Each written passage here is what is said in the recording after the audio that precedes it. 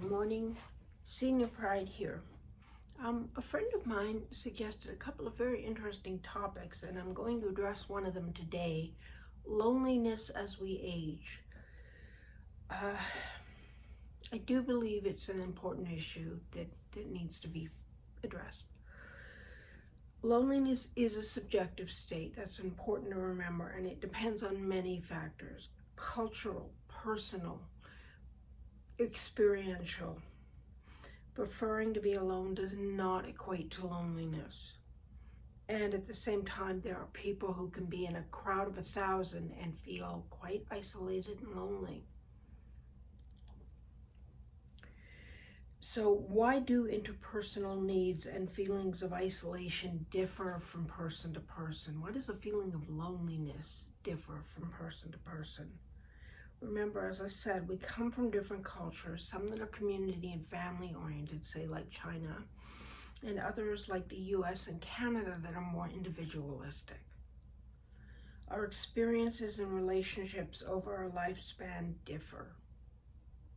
Some research psychologists believe gender affects feelings of loneliness, but it's questionable because others have found that depending on how questions are asked, it may or may not elicit responses from the different genders.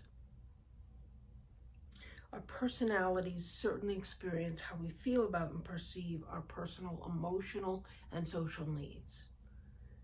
And as I said, some people feel lonely in a room full of others. The fact is, if they are in an unsatisfying interpersonal relationship or have unsatisfying family relationships, they may experience loneliness even though there are people near them. As well, as we age, the loss of friends and loved ones can increase those feelings of isolation and loneliness. If we are living in a seniors home like the Greater Edmonton Foundation, or as it's known, GEF, the constant assault on our human rights can certainly lead to feelings of isolation and loneliness. Other factors include access to transportation, for example. If we experience physical isolation, it may increase our feelings of social isolation, which increases those feelings of loneliness. Feeling misunderstood by others or having your human rights neglected can certainly increase those feelings. Trauma and mental illness also put us at greater risk of feelings of loneliness and basic isolation. Physical illness and limited mobility can impact our feelings and cause us to experience both social and emotional loneliness. Issues like hearing loss can reduce our access to others, which will increase or can increase feelings of isolation and loneliness. Pain can be very inhibiting and, of course, increase our feelings of isolation and loneliness again. And the fact is that feelings of isolation and loneliness have a negative impact on our mental, physical, and cognitive health, or they certainly can. So how do we differentiate between loneliness and someone who desires to spend time alone? Ask, don't assume. Personally, I prefer spending time by myself. I'd rather work out or enjoy a good book than be in a room full of people engaging in an activity that holds no interest for me. I will attend events that are educational in nature, but I have no interest in bingo, pre-war music, or coloring. Visually impaired, remember?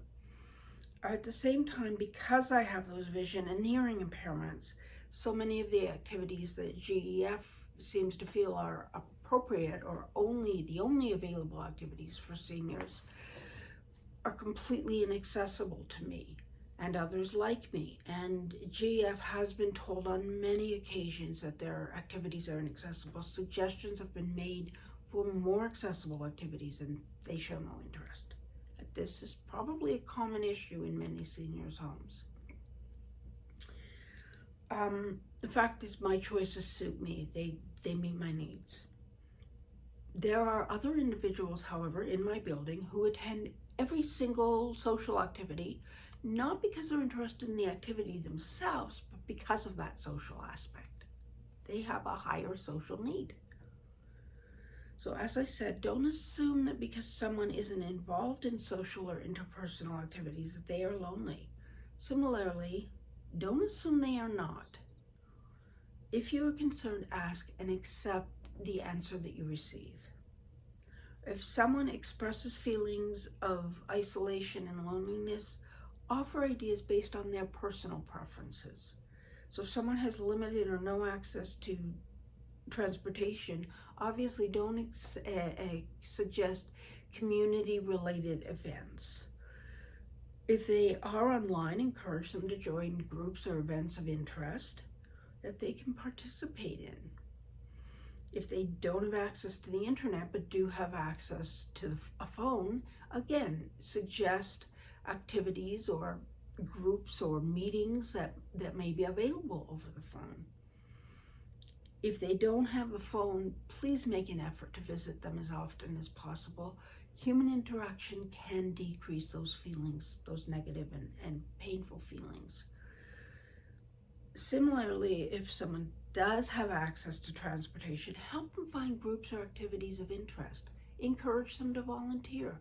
Volunteerism leads to a feeling of connection and community that can very much help alleviate those feelings of loneliness. Remember, consider what the individual enjoys. Sure, you may think something sounds fantastic, but if it's of no interest to the person that you're trying to connect, it's only going to lead to feelings of frustration and possibly increased feelings of loneliness and isolation. Don't force your ideas, your interests on others. The most important thing to remember is that loneliness is not universal among seniors. This is one of those stereotypes I've talked about previously. And making those assumptions are harmful. So please ask and accept. Again, as I say every time, if you enjoyed this video, please hit subscribe and explore. And remember, to be senior is to be proud.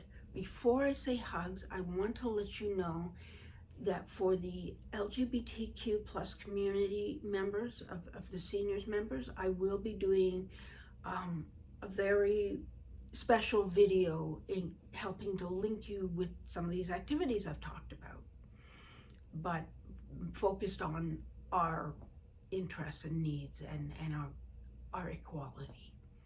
So if you're interested, please, it will be coming. Thank you so much. Hugs.